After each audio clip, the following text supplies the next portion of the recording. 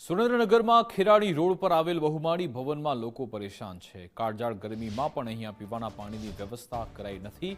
બહુમાળી ભવનમાં અનેક સરકારી કચેરી છે, જ્યાં મોટી સંખ્યામાં અરજદારો પોતાના કામ અર્થે આવે છે, પરંતુ અહીંયા પીવાના પાણીની સુવિધા તંત્ર ન કરી શક્યું, જેના કારણે ભર ઉનાળે પણ લોકોને હાલાકીનો સામનો કરવાનો વારો આવ્યો। કચેરીમાં વોટર રૂમ તો બનાવ્યો, પરંતુ આ વોટર રૂમમાં વોટર કુલર તો છે જ નહીં।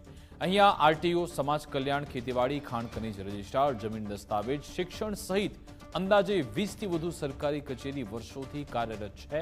પીવાના પાણીની વ્યવસ્થા ન હોવાથી લોકોને રૂપિયા ખર્ચી પાણીની વ્યવસ્થા કરવી પડે છે।